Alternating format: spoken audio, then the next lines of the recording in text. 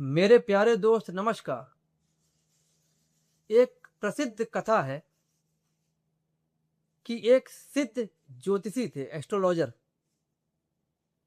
इनके दो शिष्य थे और दोनों राजा थे और दोनों अलग अलग राज्य के राजा थे। दोनों के बीच में निर्णायक युद्ध होने वाला था। तो युद्ध से ठीक पहले पहला राजा गुरु के पास गया और गुरुदेव से अपनी जीत का संशय पूछा।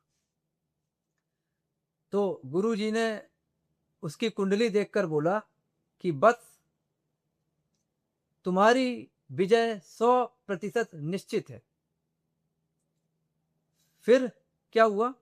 फिर वो राजा अहंकार से भर गया। फिर थोड़ी देर बाद दूसरा राजा आया।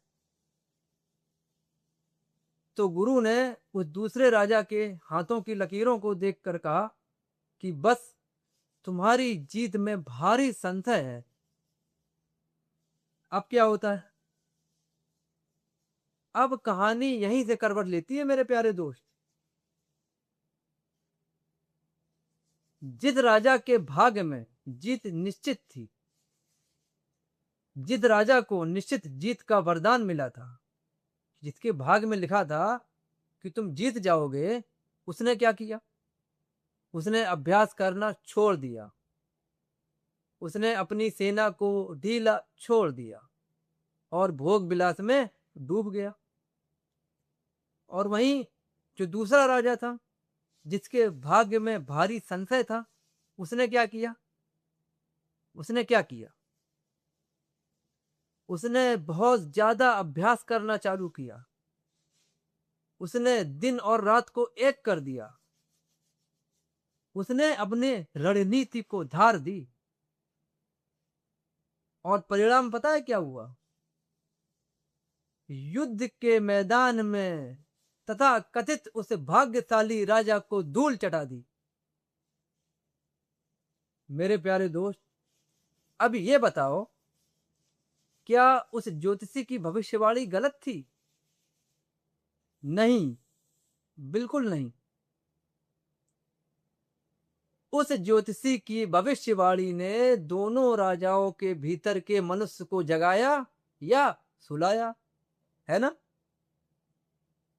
जिसके भाग्य में जीत निश्चित थी वो सो गया और जिसके भाग्य में हारना लिखा हुआ था, भारी संशय था, संदेह था, वो क्या हुआ? वो जाग गया।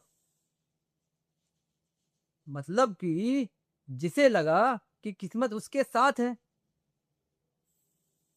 समझ रहे हो ना, उसने क्या किया? उसने कुछ नहीं किया। उसने कोई तैयारी ही नहीं की मेरे प्यारे दोस्त। उसने सोचा कि मैं बिना तैयारी के जीत जाऊंगा, है ना?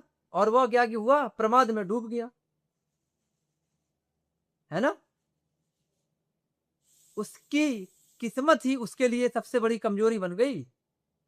जिसको लगा कि उसकी किस्मत उसके साथ है और जिसे लगा कि उसकी किस्मत रूठी हुई है, उसके भीतर के पुरुषार्थ ने जन्म ले लिया। मेरे प्यारे दोस्त, हमारा जो आज का समाज है वो हस्तरेखा, ज्योतिष और न जाने कौन कौन से अमीर बनने वाले टोटकों के पीछे पागल हो चुका है। मेरे प्यारे दोस्त, पता है आजकल लोग क्या कर रहे हैं? बंद कमरे में बैठकर अपनी लकीरों को देख रहे हैं, बस, और कुछ नहीं। किस्मत भी उसी के दरवाजे पर दस्तक देती है जो मैदान में पसीना बहाना जानता है। किस्मत कोई जड़ पत्थर नहीं होता जो आसमान से गिर जाता है। भाग्य तो केवल एक संभावना होती है, संभावना। लेकिन उस संभावना को हकीकत में बदलने का केवल एक ही माध्यम है, और वो है आपका कर्म, और सिर्फ आपका कर्म। मेरे प्यारे दोस्त, इसीलिए मैं बोलता हूं कि अपनी किस्मत की बैसाखियां छोड़ दो और कर्म की हुकूमत को स्वीकार करो, स्वीकार। यह है मेरा आज का विचार। कमेंट में बताइएगा ये विचार आपको कैसा लगा, और इसको अपने जीवन में उतारने का प्रयास कीजिएगा मेरे प्यारे दोस्त। मिलते हैं अगले विचार के साथ। मैं हूं आपका सोहन लाल चतुर्वेदी। नमस्कार।